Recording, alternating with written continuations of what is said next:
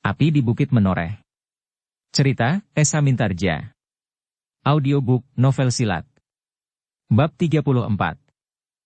Ki Demang itu pun kemudian berkata pula, adalah menjadi kewajiban setiap laki-laki di Sangkal Putung untuk menyingkirkan keluarga mereka.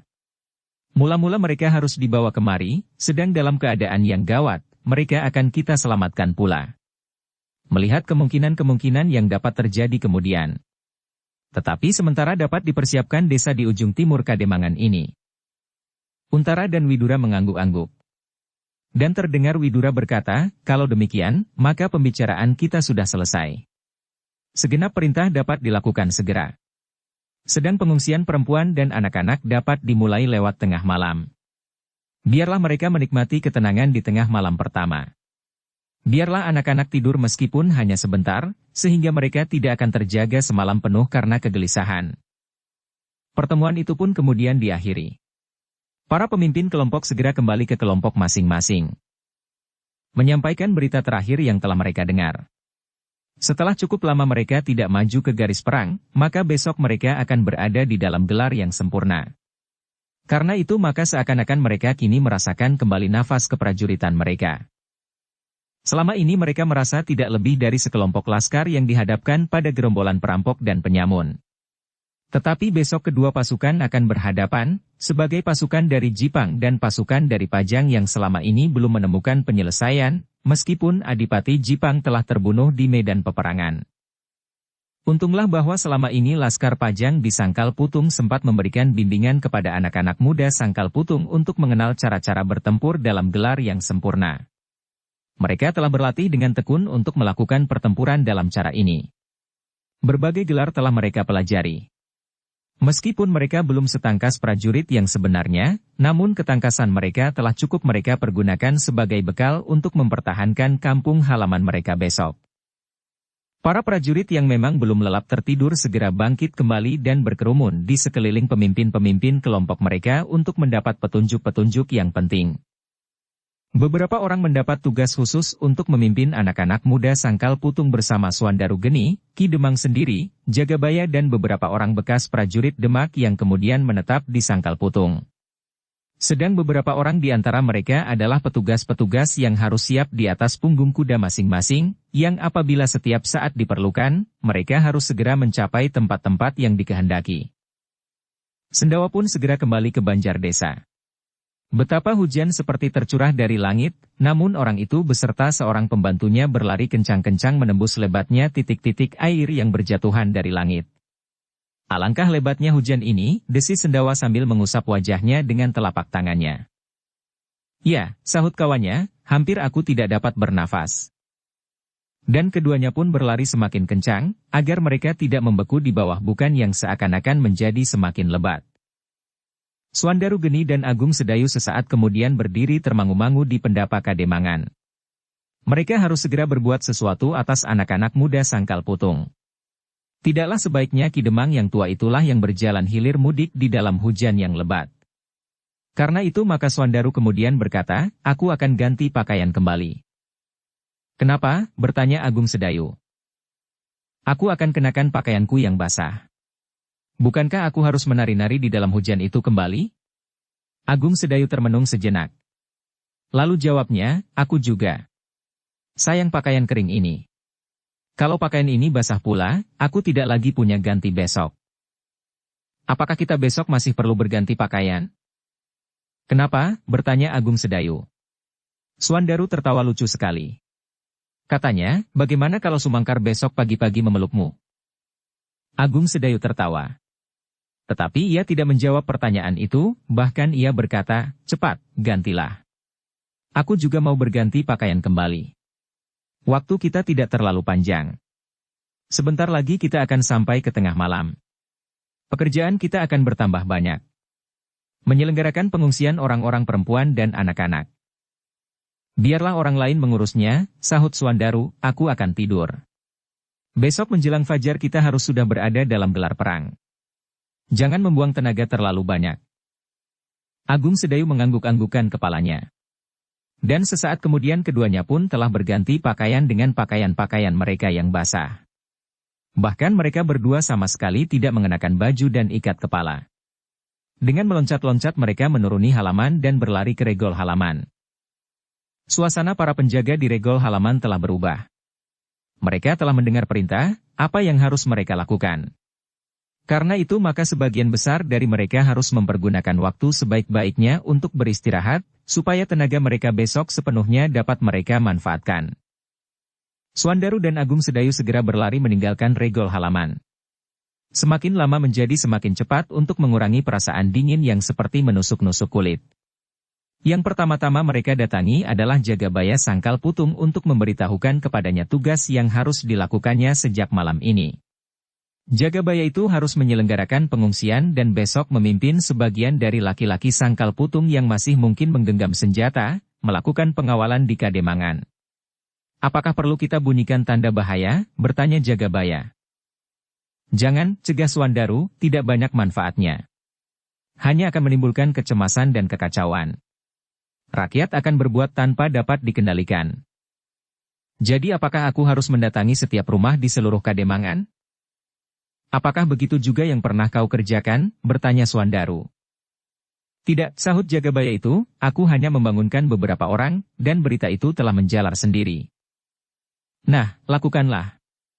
Tetapi beri mereka ketenangan, bahwa di Kademangan akan ditempatkan pengawalan yang kuat. Para peronda di segenap mulut lorong telah mendapat perintah apabila ada di antara rakyat yang menjadi bingung dan ingin mengungsi keluar dari Kademangan ini, mereka harus dicegah dan membawa mereka ke Kademangan supaya tidak timbul kekacauan yang merugikan.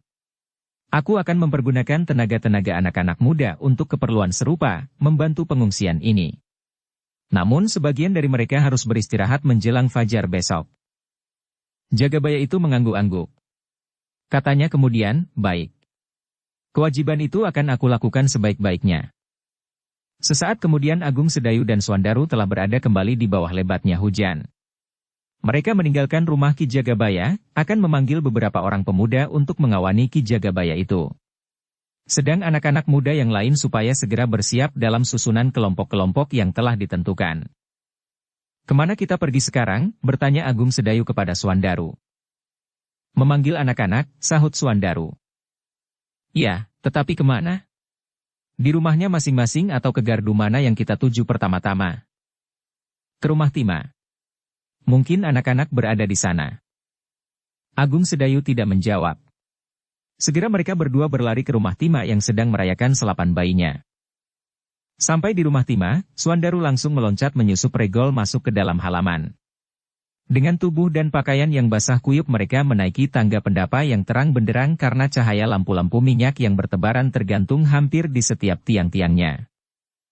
Beberapa orang terkejut melihat dua orang berlari-lari meloncat naik tangga pendapa rumah itu. Namun kemudian hampir serentak setiap mulut bergumam, Swandaru dan Agung Sedayu. Tima yang melihat kehadiran mereka berdua segera menyongsongnya sambil bertanya dengan serta-merta, "Oh, marilah tuan berdua."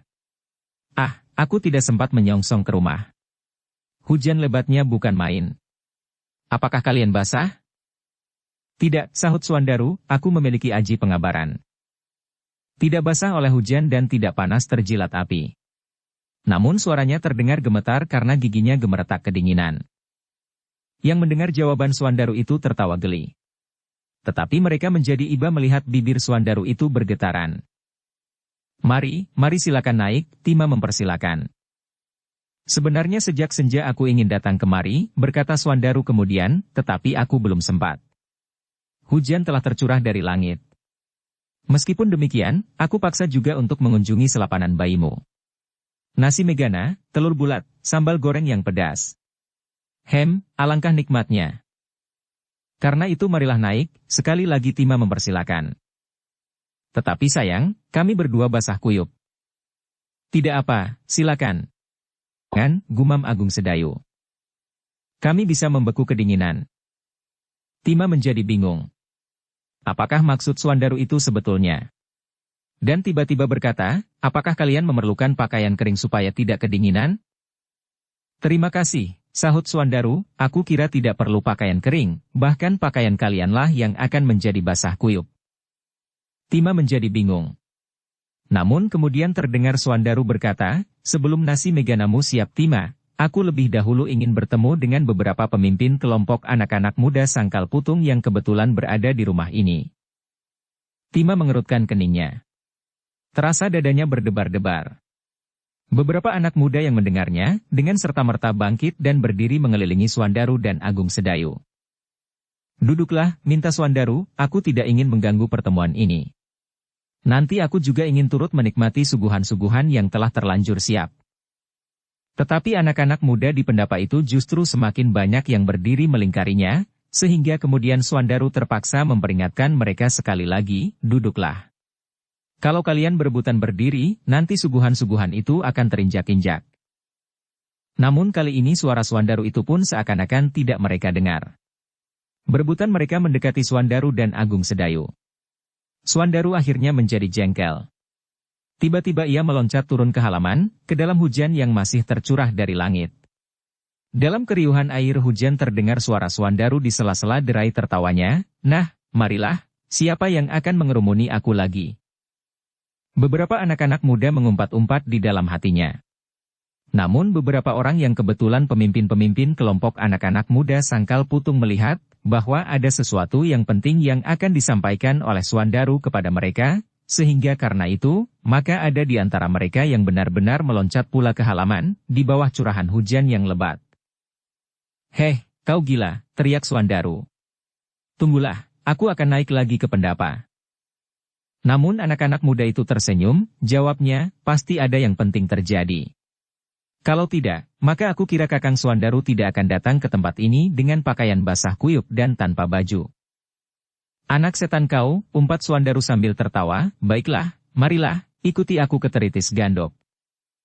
Kemudian Swandaru dan Agung Sedayu diikuti oleh 5 orang anak muda berlari menuju ke Teritis Gandok.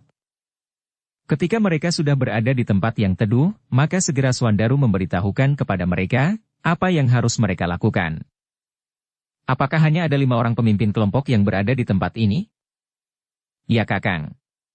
Pemimpin kelompok dari kelompok 5, 7 dan 9 tidak datang, sedang pemimpin kelompok 8 sedang bertugas di Gardu Selatan. Besok kalian berada langsung di bawah pimpinan ayah sendiri. Aku mempunyai tugas khusus bersama Kakang Agung Sedayu. 1 kelompok Laskar Pajang ada di antara kalian. Ingat, bahwa 1 kelompok Laskar Pajang, meskipun jumlahnya hampir sama dengan kelompok-kelompokmu, namun mereka sudah terlatih baik dan penuh pengalaman. Kalian berada di bawah tuntunan mereka bersama beberapa orang Sangkal Putung sendiri bekas prajurit yang akan ikut serta dengan kalian dalam kelompok-kelompok yang telah ditentukan. Baik Kakang, jawab mereka hampir bersamaan. Swandaru menjadi bangga akan kesediaan anak-anak Sangkal Putung menghadapi bahaya. Mereka benar-benar telah siap lahir batin untuk membela tanah yang digarapnya setiap hari, tanah sumber hidupnya, kampung halaman. Bagus, sahut Swandaru, kalau demikian, kalian harus segera berbuat sesuatu. Waktumu terbatas sekali. Siapkan beberapa anak muda untuk membantu jaga baya. Serahkan beberapa orang dari kelompok 3. Mereka harus membantu menyelenggarakan pengungsian dan kemudian mengadakan pengawalan atas kademangan. Hubungi pimpinan kelompok orang-orang yang sudah setengah umur. Mereka pun harus membantu penyelenggaraan pengungsian dan pengawalan atas kademangan. Tetapi separuh dari mereka yang masih sanggup ikut pula besok pagi-pagi menyongsong musuh. Kalian harus bersiap di halaman Banjar Desa. Tidak akan ada tanda bahaya dibunyikan. Satu-satunya tanda justru kentong darah muluk menjelang terang tanah. Atau kalau perlu dipercepat. Ingat, darah muluk. Kelima anak muda itu mengangguk-anggukan kepalanya.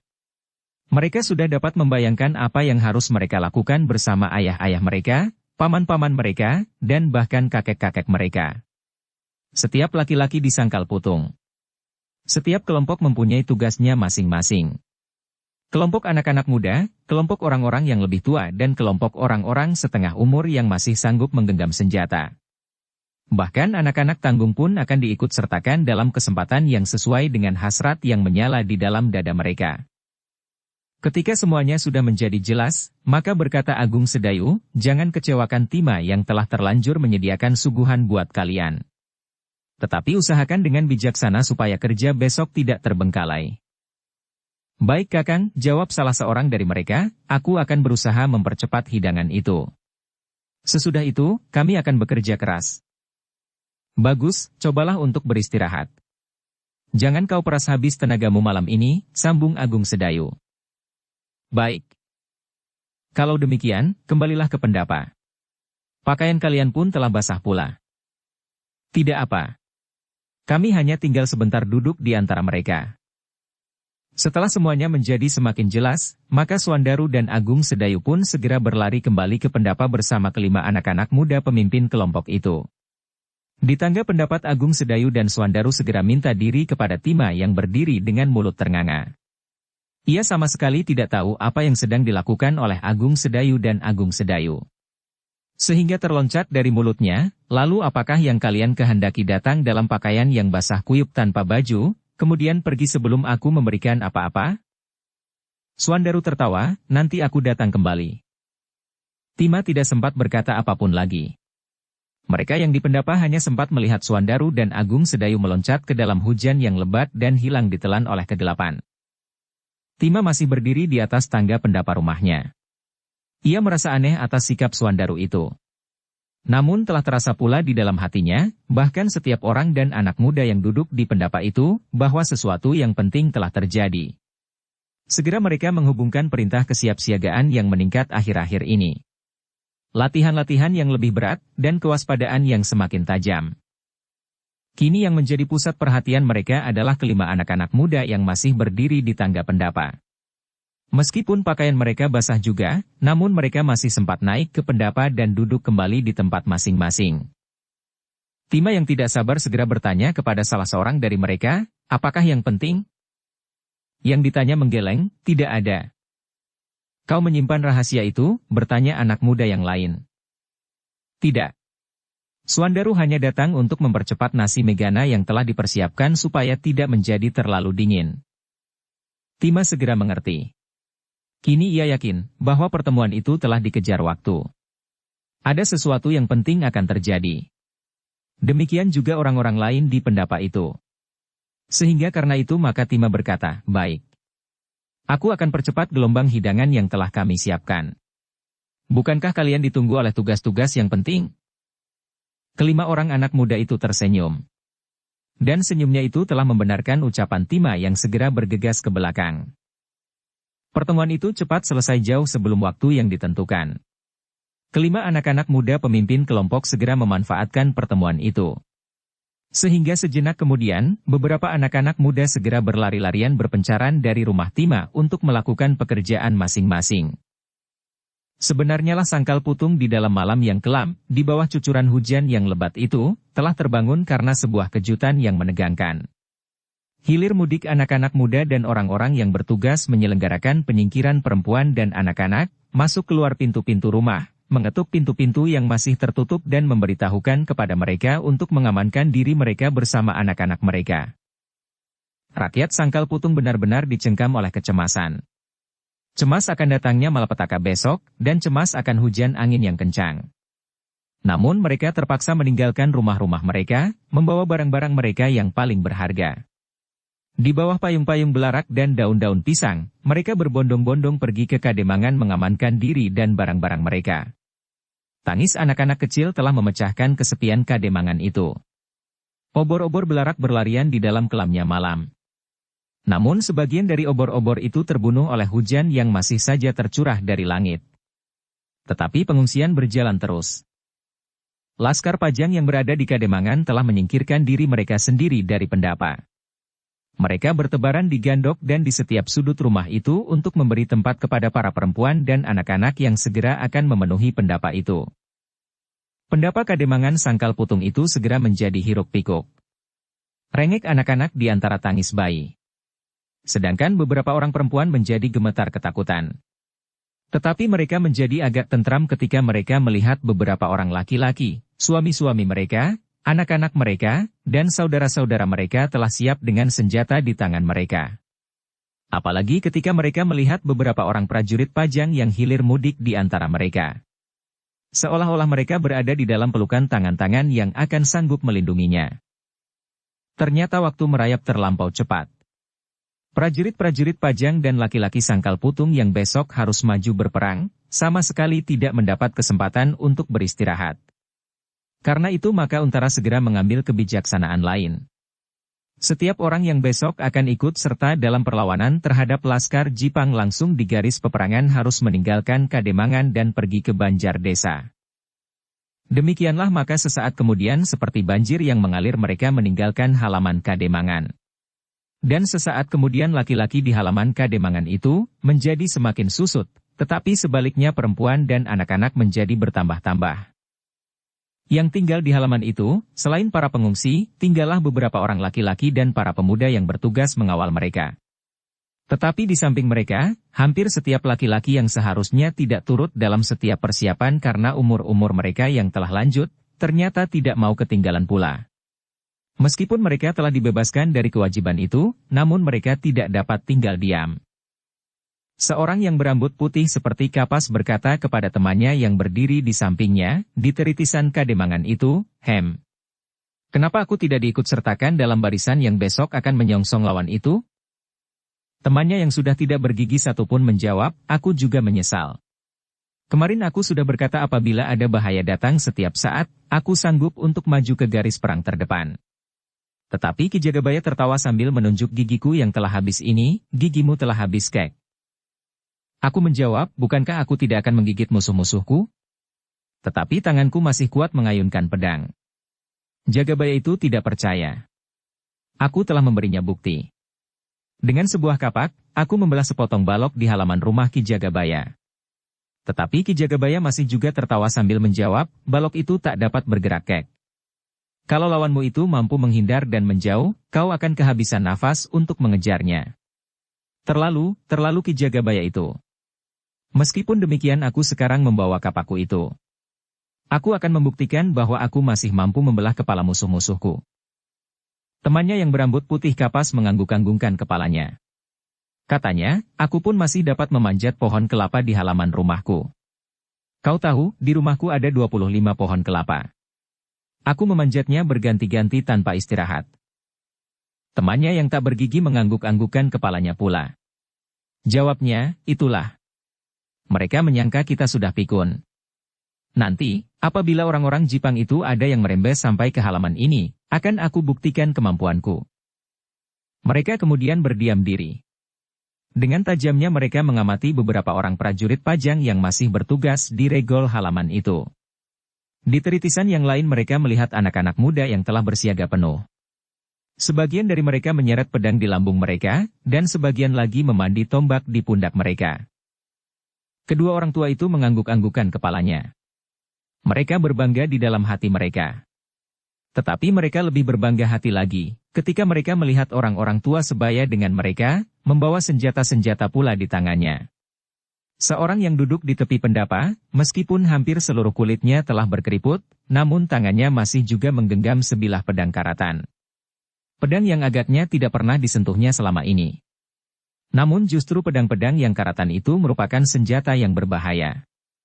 Luka yang ditimbulkannya dapat menjadikan penderitanya bengkak dan keracunan. Seorang yang lain sibuk membelai cucunya yang menangis. Ibu anak itu sedang menyusui bayinya yang menangis pula. Tetapi anak yang menangis di pangkuan kakeknya itu masih sempat mempermainkan hulu keris kakeknya. "Jangan dicabut, Nger," desis kakeknya. Tetapi cucunya melengking-lengking ingin melihat benda itu. "Hem," desis kakeknya. "Mintalah yang lain." Cucunya terdiam ketika seorang perempuan yang lain memberinya sepotong jenang alot kepadanya. Pendapa, peringgitan, bahkan ruangan dalam dan gandok Kademangan itu benar-benar telah penuh sesak. Tak ada setapak tempat pun yang masih kosong. Anak panah yang malang mujur terbaring, dan ibu-ibu mereka yang duduk bersimpuh di antara mereka. Mereka sama sekali tidak memperhatikan lagi pakaian mereka yang basah kuyup. Sedang di bawah pendapat itu, di teritisan gandok dan di belakang Kademangan, sebagian anak-anak muda berdiri berjajar-jajar dengan sebagian laki-laki Sangkal Putung dalam kesiagaan. Hujan yang lebat terasa menjengkelkan sekali. Tetapi mereka sama sekali tidak kehilangan kewaspadaan. Setiap saat tangan-tangan mereka siap mengangkat senjata mereka. Sedang di regol halaman beberapa prajurit Pajang pun selalu berada dalam kesiagaan penuh. Prajurit-prajurit yang lain, laki-laki Sangkal Putung dan anak-anak muda mereka, yang besok mendapat tugas menyongsong musuh, berjalan dalam iring-iringan ke Banjar Desa. Beberapa orang di antara mereka terutama anak-anak mudanya, berjalan langsung menuju ke Banjar itu dari rumah masing-masing. Sedangkan ayah-ayah mereka terpaksa mengantar istri-istri mereka, dan anak-anak mereka yang masih kecil lebih dahulu ke Kademangan. Demikianlah maka Banjar Desa dan lapangan di mukanya telah menjadi pusat persiapan untuk menghadapi lawan-lawan mereka besok. Demikianlah maka semakin jauh malam memanjat ke puncaknya, maka Sangkal Putung menjadi semakin sibuk. Persiapan-persiapan menjadi semakin ketat, dan setiap dada menjadi semakin berdebar-debar. Bagi Laskar Sangkal Putung, adalah untuk pertama kalinya mereka akan menghadapi lawan-lawan mereka dengan gelar yang sempurna. Namun Widura berkata kepada mereka, apa yang akan kalian alami tidak akan jauh berbeda dari setiap pertempuran yang pernah terjadi. Kalian hanya lebih terikat pada kerjasama dalam gelar yang telah ditentukan.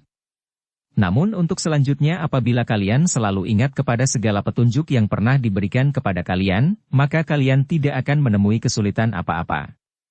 Satu kelompok prajurit Pajang akan menuntun kalian, apa yang harus kalian lakukan. Laskar Sangkal Putung itu menjadi berbesar hati. Tetapi mereka tidak cukup terlatih seperti prajurit Pajang dan para prajurit Jipang yang mampu bertempur sehari penuh. Mulai pada saat matahari terbit, dan baru berhenti pada saat matahari terbenam. Mereka telah cukup dapat mengatur diri mereka untuk menyesuaikan dengan keadaan itu. Sedangkan Laskar Sangkal Putung masih belum pernah melakukannya. Peperangan yang pernah terjadi tidak sampai melampaui tengah hari. Dan pertempuran malam pun tidak sampai separuh malam. Kini apabila kedua pihak telah bertekad untuk melakukan peperangan dalam tingkat terakhir maka mereka harus berani menghadapi kemungkinan itu. Untuk menghadapi keadaan ini Untara dan Widura mempunyai cara mengatasinya. Kita harus menyediakan tenaga cadangan, berkata Untara, ya, Widura membenarkan, sebagian dari mereka harus tetap segar. Kalau kawan-kawan mereka sesudah tengah hari akan mengalami kekenduran dan kelelahan, maka mereka harus turun ke garis perang. Bukankah begitu? Ke Banjar itu dari rumah masing-masing. Sedangkan ayah-ayah mereka terpaksa mengantar istri-istri mereka, dan anak-anak mereka. Ya Paman, jawab Untara, aku kira jumlah kita bersama dengan Laskar Sangkal Putung melampaui jumlah prajurit Jipang. Karena itu maka kita akan dapat menyimpan tenaga cadangan di samping mereka yang bertugas di Kademangan dan di gardu-gardu. Apabila kita ternyata terdesak oleh kekuatan mereka, maka sebagian laskar cadangan itu dapat kita turunkan ke medan, berangsur-angsur. Dan apabila perlu, maka sebagaimana peronda di gardu-gardu dapat ditarik seluruhnya. Di gardu-gardu itu kita tempatkan 2 orang pengawas saja, yang apabila keadaan memaksa mereka hanya bertugas untuk melaporkan keadaan. Ya, semua tenaga dapat penyaluran sewajarnya menurut keadaan dan kekuatan lawan. Pengawal di Kademangan pun kalau perlu dapat dikurangi, sahut Widura. Kesepakatan pendapat itulah yang kemudian mereka pergunakan untuk mengatur Laskar Sangkal Putung dan prajurit Pajang. Sekali lagi segenap pemimpin kelompok bertemu. Dan sekali lagi Untara memberi penjelasan, apa yang harus dilakukan dan apa yang harus diperhatikan. Setelah itu maka segala persiapan telah selesai. Saat yang pendek itu dapat mereka pergunakan untuk beristirahat. Beberapa orang di belakang merebus air sambil menghangatkan tubuhnya.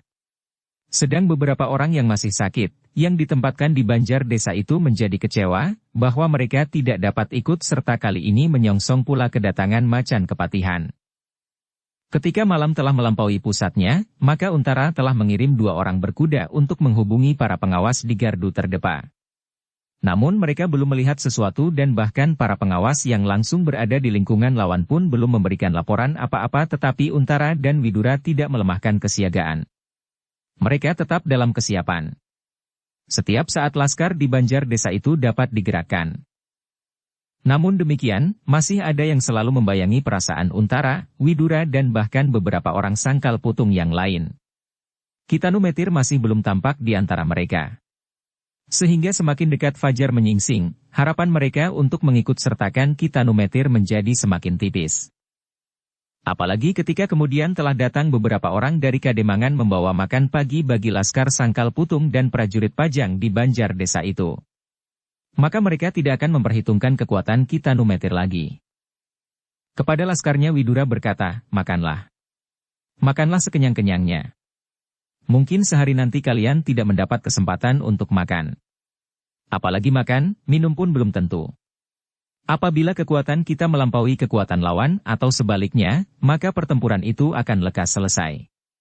Kalian akan menang atau akan kalah. Tetapi kalau kekuatan kita seimbang, maka belum mengalami kekalahan salah satu pihak harus berjuang dahulu sehari penuh. Nah, mudah-mudahan kekalahan itu tidak di pihak kita. Makanlah dan kemudian siapkan dirimu. Kalian besok harus berusaha sekuat-kuat tenagamu. Tetapi kalian tidak boleh melupakan bahwa segala sesuatu tergantung kepada Yang Maha Pengasih. Karena itu berdoalah, semoga kalian dapat menyelesaikan tugas-tugas kalian. Sejenak kemudian mereka telah tenggelam dalam kesibukan menyuapi mulut-mulut mereka. Citragati yang duduk di dekat sendawa bergumam, alangkah nikmatnya makan pagi kali ini. Hus, desis sendawa, apakah makanan ini merupakan makanan terakhir yang dapat kau makan? Jangan berkata begitu, sahut Citragati, tetapi masakan kali ini memang lain daripada yang lain. Mungkin juga nasi hangat dan sambal lombok goreng ini benar-benar sesuai dengan suasana yang dingin beku ini. Keduanya tertawa. Dan keduanya menyuapi mulut-mulut mereka tanpa henti-hentinya. Tidak terlalu jauh dari sangkal putung. Di tengah-tengah hutan yang tidak terlalu lebat, Tohpati duduk termenung membelai tongkat baja putihnya. Ia masih mendengar hiruk-pikuk prajuritnya yang sedang menyusun diri. Berbagai perasaan berkecamuk di dalam kepala macan yang garang itu. Baru saja ia menjatuhkan perintah terakhir. Siap untuk berangkat. Namun demikian, meskipun perintah itu diucapkannya dengan tegas, tetapi ia tidak dapat mengelabui dirinya sendiri. Hatinya selama ini selalu dibayangi oleh keraguan-raguan. Peristiwa-peristiwa yang susul-menyusul di saat-saat terakhir benar-benar sangat mempengaruhinya. Ia mendengar berbagai tanggapan atas peperangan yang masih saja dilanjutkannya. Mula-mula ia merasa bahwa ia harus berbangga, ia dapat bertahan sampai sekian lama sepeninggal Arya Penangsang. Bahkan Laskar Jipang yang berserakan masih juga mengakuinya sebagai pimpinan mereka, sehingga kepadanya lah ketergantungan itu dipercayakan. Tetapi Tohpati bukanlah seorang yang berhati batu berjantung kayu. Setiap kali ia melihat darah menggelimang di ujung tongkatnya, setiap kali ia melihat mayat terbujur lintang. Bukan saja mayat-mayat prajurit yang bertempur di medan-medan perang, tetapi ia pernah juga melihat mayat-mayat perempuan dan anak-anak yang terbunuh dalam kerusuhan-kerusuhan. Bahkan ia pernah melihat mayat seorang perempuan dan bayinya masih dalam pelukan. Tetapi mayat itu sudah menjadi arang. Macan kepatihan itu menarik nafas dalam-dalam. Tanpa disadarinya diamatinya tangannya. Besar dan kasar. Bulu-bulunya tumbuh hampir sampai ke telapak tangannya. Geram macan yang garang itu. Bulu-bulunya serasa tegak berdiri ketika tiba-tiba dikenangnya bahwa tangan itu pernah menampar pipi seorang perempuan muda. Demikian kerasnya sehingga perempuan itu pingsan. Dan 3 hari kemudian didengarnya bahwa perempuan itu mati. Tetapi Tohpati bukanlah seorang yang berhati batu berjantung kayu.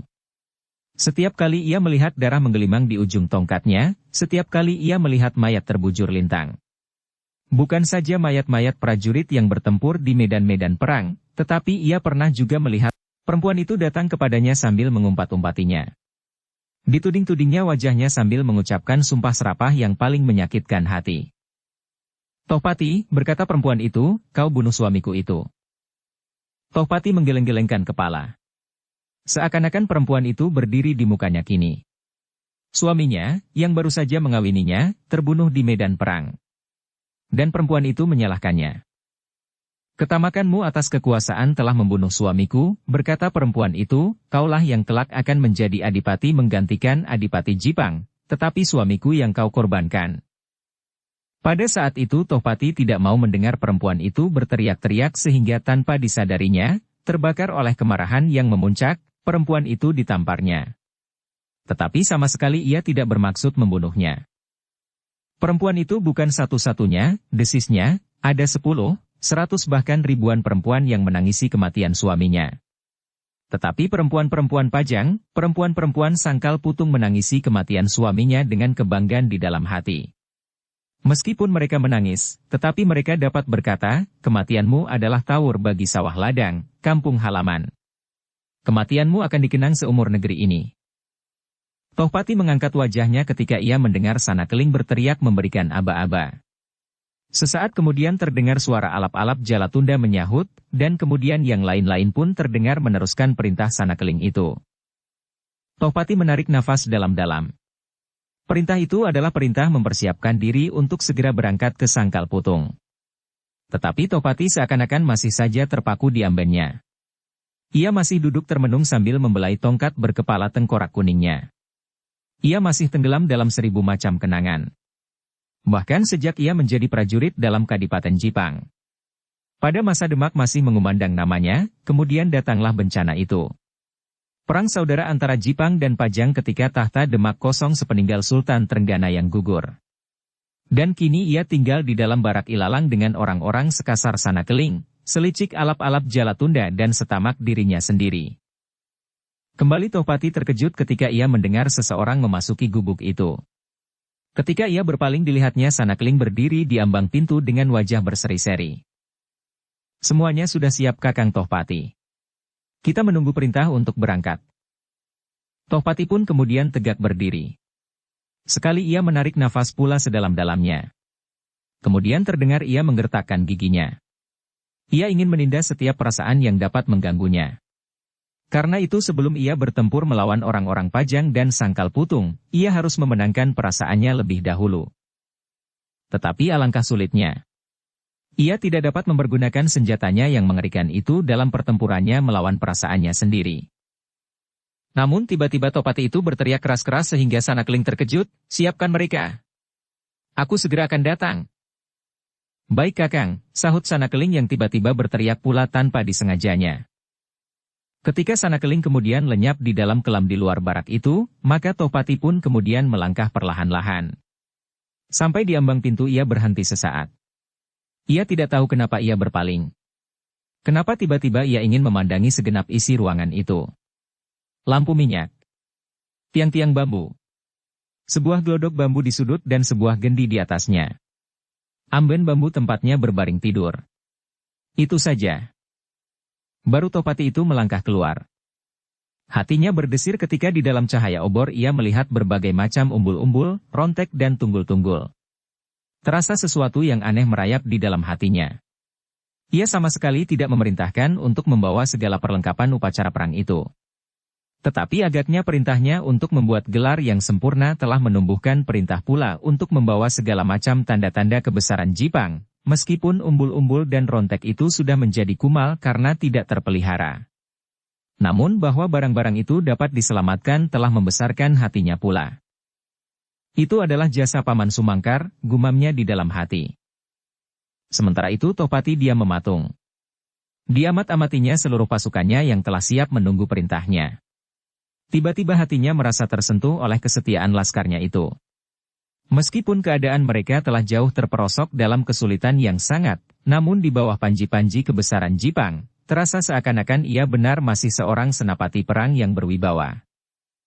Sebenarnya bahwa Macan Kepatihan itu masih memiliki kewibawaan di antara anak buahnya, sehingga apapun yang diperintahkannya akan dilakukan. Dan kali ini pasukan itu menunggu untuk berangkat menggempur laskar Sangkal Putung yang dipimpin oleh seorang senapati muda bernama Untara. Di muka pasukannya itu telah berdiri Sanakeling. Di lambung kirinya tergantung sebilah pedang dalam rangka putih mengkilat, dan di lambung kanannya, pada ikat pinggangnya tergantung sebuah bindi dari kayu berlian berlapis besi berjalur-jalur. Bindi itu di tangan kiri Sanakeling kadang-kadang dipakainya sebagai perisai untuk menangkis serangan lawan, namun apabila bindi itu menyentuh tubuh lawannya, maka akibatnya tidak kalah berbahaya dari pedang di tangan kanannya. Agak jauh di belakang dilihatnya belahan pasukannya di bawah pimpinan seorang anak muda yang bermata tajam setajam mata burung alap-alap. Sebenarnya anak muda itu berbangga apabila orang menyebutnya alap-alap Jalatunda. Dengan penuh dendam ia mengharap dapat bertemu lagi dengan Agung Sedayu. Kali ini ia mengharap bahwa ia akan dapat menebus kekalahannya. Setelah dengan tekun ia melatih dirinya sendiri hampir siang dan malam, maka sudah tentu ia memiliki kemampuan yang bertambah-tambah. Ketika Tohpati memandang wajah Sanakeling yang samar-samar diterangi oleh cahaya obor yang kemerah-merahan, dilihatnya wajah yang keras kasar itu hampir tidak sabar lagi menunggu perintahnya. Karena itu maka sambil menganggukkan kepalanya, Tohpati melambaikan tongkat baja putihnya yang mengerikan itu. Sanakeling tersenyum melihat lambaian tongkat macan kepatihan. Dengan serta-merta ia menarik pedangnya. Diangkatnya pedangnya itu tinggi-tinggi seolah-olah hendak menusuk langit. Dan kemudian dari sela-sela bibirnya yang tebal, terdengarlah ia meneriakkan aba-aba. Dalam waktu sekejap, hampir setiap pemimpin kelompok telah mengulangi aba-aba itu. Terdengarlah kemudian seseorang membunyikan sebuah bende. Suaranya menggema melingkar-lingkar di dalam hutan itu. Ketika Sanakeling mengangkat tangannya untuk kedua kalinya, maka sekali lagi bende itu bergema, suaranya memukul-mukul batang-batang kayu dan dedaunan. Hampir setiap tubuh di dalam pasukan itu bergerak. Tangan-tangan mereka sekali lagi meraba-raba pakaian mereka, senjata mereka dan perlengkapan-perlengkapan mereka yang lain. Mereka tidak boleh menjadi korban karena kealpaan mereka atas persiapan mereka sendiri. Sesaat kemudian Sanakeling mengangkat pedangnya untuk yang ketiga kalinya. Pedang itu melingkar satu kali, disambut oleh bunyi bende untuk yang ketiga kalinya. Bunyi itu terasa seakan-akan menyentuh sudut hati mereka yang berdiri di dalam barisan itu. Sudah lama mereka tidak mendengar bunyi aba-aba dengan cara yang demikian. Sudah lama mereka hanya mendengar aba-aba dari pemimpin-pemimpin mereka yang berteriak-teriak tidak menentu. Kadang-kadang bahkan bunyi aba-aba itu terasa sesuka hati yang mengucapkannya. Namun kali ini mereka mendengar aba-aba seperti yang selalu didengarnya pada saat Jipang masih tegak. Pada saat mereka masih bernama seorang prajurit Wiratamtama Jipang, di bawah pimpinan adipati yang mereka segani, Arya Penangsang. Seorang adipati muda yang perkasa, dengan seekor kuda bernama Gagak Rimang dan sebilah keris di tangannya. Keris yang sakti tiada taranya, yang dinamainya setan kober. Sedemikian saktinya keris itu, sehingga orang menganggapnya, bahwa karena sentuhan keris itu gunung akan runtuh dan lautan akan menjadi kering. Meskipun kali ini mereka tidak bersama dengan adipati itu lagi, namun macan kepatihan masih tetap memberi mereka kebanggaan. Macan kepatihan yang kali ini tidak berada di atas punggung kudanya, kuda segagah Gagak Rimang yang dinamainya Maruta. Kuda yang dapat berlari sekencang angin. Namun meskipun demikian, ketika setiap orang dalam pasukan itu melihat tongkat putihnya yang berkilat-kilat, maka hati mereka menjadi bangga. Seolah-olah merekalah yang menggenggam senjata yang mengerikan itu. Beberapa orang dari mereka tidak dapat melupakan kenyataan bahwa Tohpati itu beberapa waktu yang lampau dapat dilukai oleh senapati Pajang yang ditempatkan di Sangkal Putung dan bernama Untara.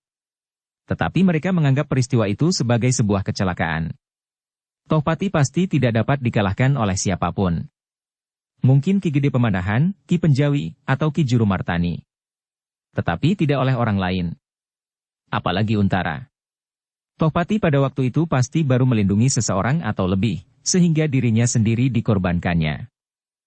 Apalagi kini, di bawah umbul-umbul, rontek dan tunggul-tunggul kebesaran Jipang, di belakang senapati mereka, macan kepatihan, maka laskar Jipang itu merasa bahwa mereka adalah pasukan yang paling kuat yang pernah terbentuk sejak Jipang runtuh. Demikianlah, maka setelah bende yang ketiga kalinya itu, pasukan Jipang mulai bergerak dengan sigapnya. Setiap orang di dalam pasukan itu tampak berwajah cerah, seakan-akan mereka telah menggenggam kemenangan di tangannya. Di bawah cahaya obor-obor yang menyala hampir di setiap ujung dan pangkal kelompok, pasukan itu bergerak. Mereka tidak takut lagi apabila lawan-lawan mereka dapat melihat cahaya obor-obor itu dari kejauhan. Kini mereka datang dengan dada tengadah, tanpa berusaha mencari kelengahan lawan. Kini mereka datang beradu muka. Mereka datang dalam gelar yang sempurna. Dari Sanakeling mereka telah mendengar perintah, apabila mereka telah sampai di daerah yang luas, maka mereka segera akan membuat gelar yang cukup tanggon, di Radameta. Laskar Jipang itu kemudian menjalar bagaikan seekor ular raksasa yang merayap di antara pohon-pohon liar. Seekor ular naga yang bersisik api. Obor-obor di antara mereka benar-benar seperti sisik yang gemerlapan. Semua orang di dalam pasukan itu tiba-tiba menengadahkan wajahnya ketika mereka melihat kilat menyambar di udara. Sekali-sekali mereka mendengar guntur menggelegar di langit. Ketika mereka memandang ke arah timur, tampaklah langit gelap pekat. Seorang di dalam barisan itu bergumam lirih, di arah timur aku kira hujan turun dengan lebatnya. Kawannya yang berjalan di sampingnya mengangguk. Sebelum ia menjawab, ditengadahkannya tangannya, katanya, di sini pun hujan sebentar lagi akan turun. Lihat, titik-titik air telah satu-satu berjatuhan. Tetapi angin bertiup ke arah timur. Awan yang basah itu akan dihalau pergi. Kawannya mengangguk-anggukan kepalanya. Tetapi ia tidak menjawab. Perlahan-lahan ular raksasa itu maju terus. Semakin lama menjadi semakin dekat dengan tepi hutan. Dan sesaat kemudian ujung dari barisan itu telah muncul dari sela-sela belukar dan batang-batang pohon liar. Kini mereka berjalan di atas padang perdu yang tidak terlalu luas, diselingi oleh gerumbul-gerumbul dan pepohonan yang semakin jarang. Macan kepatihan yang berjalan di ujung pasukan itu berdesir. Di dekat tempat inilah ia bersama Sumangkar bertemu dengan Ki Tambak Wedi dan Sidanti. Bahkan kemudian datang pula Kiai Gringsing dan kedua orang yang mungkin sekali adalah murid-muridnya. Macan kepatihan itu tiba-tiba menundukkan wajahnya. Seolah-olah ia ingin melihat setiap langkah yang dilampaui oleh kaki-kakinya itu. Dijinjingnya tongkatnya dengan tangan kanannya, terbuai oleh ayunan lenggangnya. Sekali-sekali tongkat itu tampak gemerlapan karena cahaya obor yang dipantulkannya. Agak jauh di hadapan mereka, dua orang bersembunyi dengan rapatnya di balik dedaunan. Ketika mereka melihat iring-iringan itu, hati mereka menjadi berdebar-debar. Apalagi ketika mereka melihat umbul-umbul, rontek dan tumbul-tumbul lengkap di bagian depan pasukan Jipang. Gila, desis salah seorang dari mereka benar-benar datang dalam kelengkapan yang sempurna. Yang lain tidak menjawab. Ketika mulutnya hampir terbuka, tiba-tiba didengarnya lamat-lamat suara aba-aba dari laskar Jipang itu. Dengan sigapnya setiap orang di dalam barisan itu bergerak. Dan terbentuklah gelar di Radameta yang sempurna. Macan kepatihan, senapati yang disegani itu, berdiri di ujung gelar itu. Agak jauh di sisinya, kedua senapati pengapitnya, siap membayangi setiap perkembangan keadaan. Mereka adalah Sanakling dan alap-alap Jalatunda. Tepatlah tebakan untara atas gelar yang akan dilakukan oleh macan kepatihan itu. Namun sebaliknya. Macan kepatihan pun dapat memperhitungkan dengan tepat, bahwa Pajang akan mempergunakan gelar yang lebih luas. Sesuai dengan keadaan laskarnya yang bercampur baur dengan laskar Sangkal Putung, maka mereka memerlukan medan yang lebih lebar, supaya tidak terjadi desak-mendesak di antara mereka. Laskar Sangkal Putung itu pasti belum mampu untuk menghadapi keadaan yang serba tiba-tiba seperti laskar Pajang sendiri. Namun keberanian dan tekad dari orang-orang Sangkal Putung benar-benar memusingkan kepala Tohpati. Mereka mengamuk seperti orang mabuk, apalagi di sampingnya selalu dibayangi oleh kemahiran bertempur orang-orang Pajang, sehingga gabungan di antara mereka, keberanian, tekad yang meluap-luap dan pengalaman serta kemahiran merupakan kekuatan yang benar-benar ngedap edabi. Bersambung ke bab 35.